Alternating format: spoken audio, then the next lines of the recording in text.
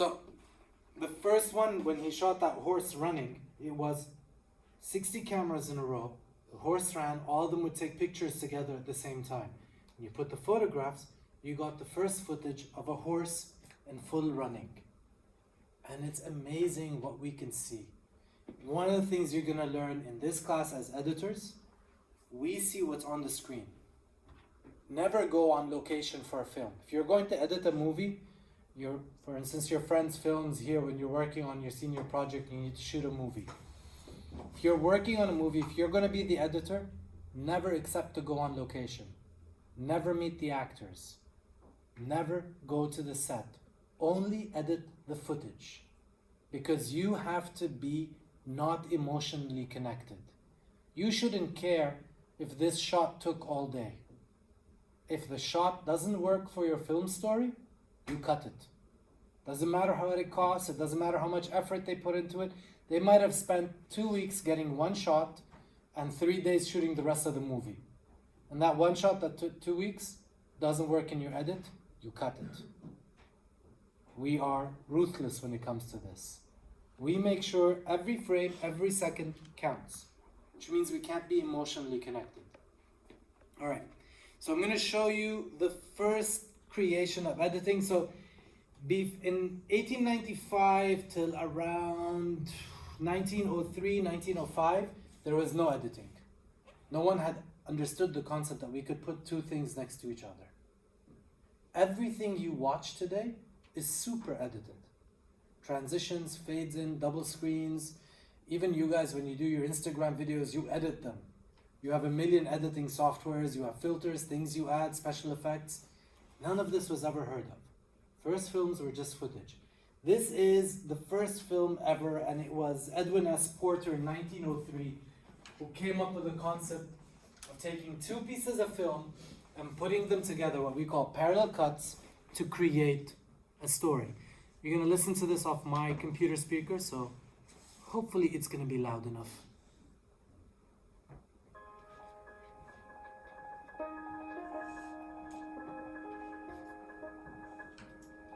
Can you imagine how much of a special effect this was? That they had two videos playing at the same time on screen.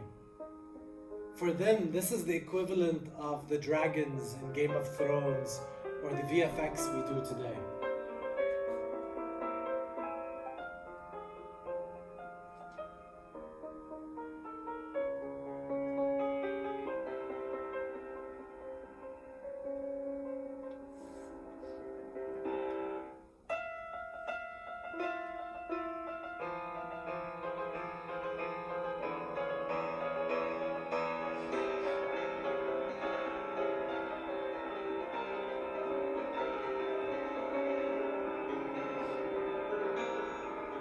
Can you imagine your fire trucks here in Istanbul being like this?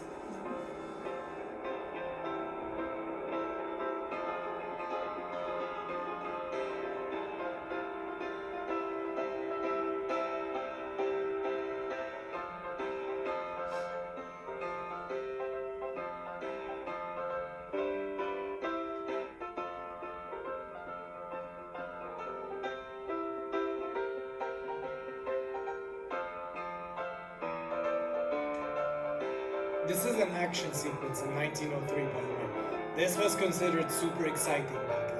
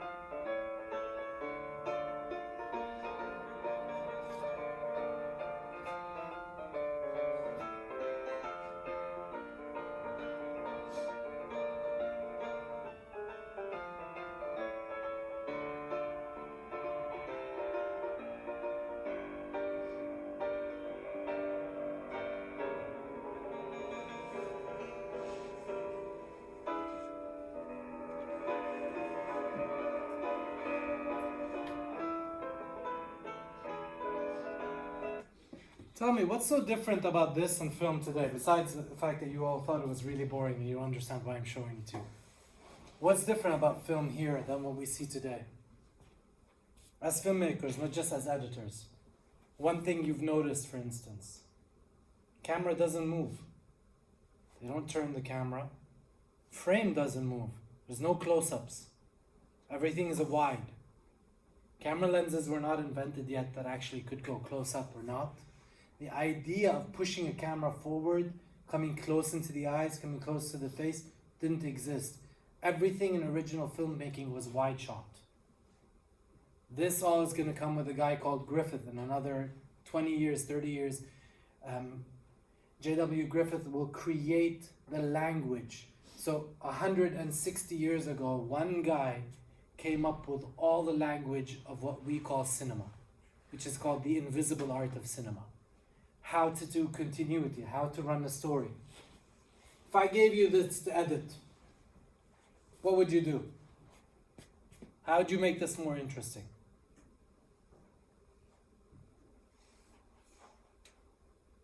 No ideas?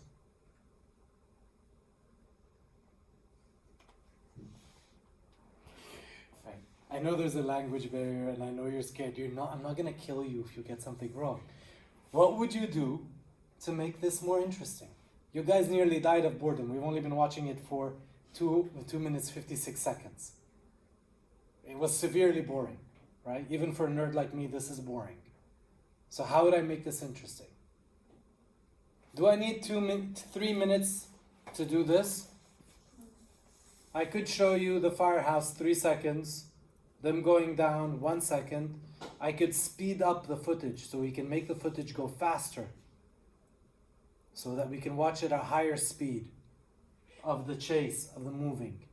What else can I do? Let's see what the rest of the story is.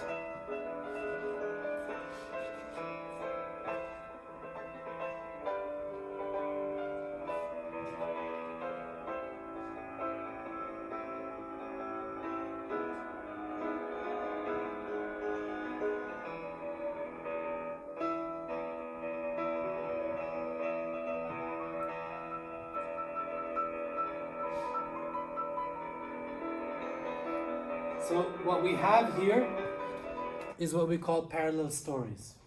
You have the story of the fire truck coming to the house, getting out, hearing about the fire, getting down, going into the house.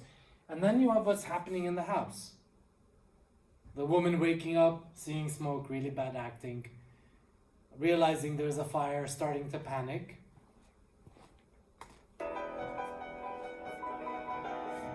Fainting.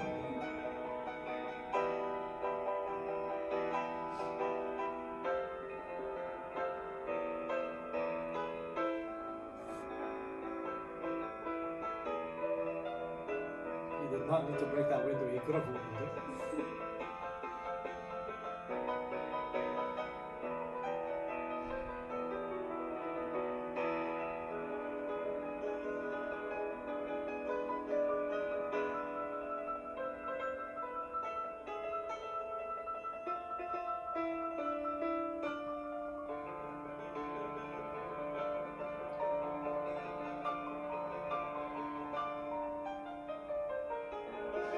It's funny because usually you would have rescued the baby before the adult.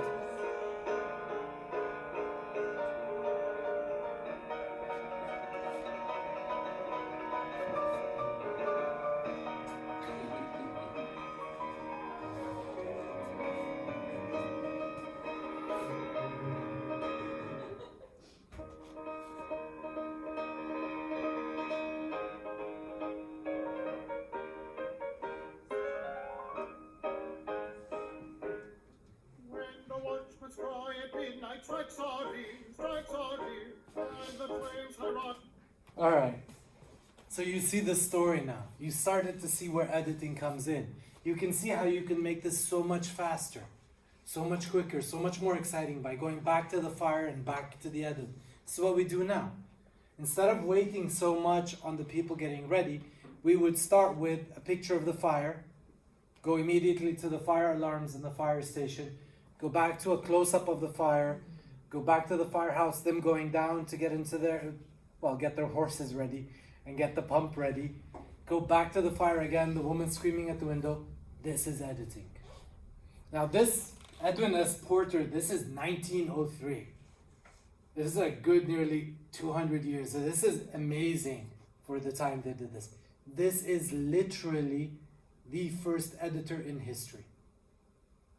You're watching the first ever edit made in life. This is it. And it is on a nerd level, when you get into this stuff, this is super exciting and super interesting.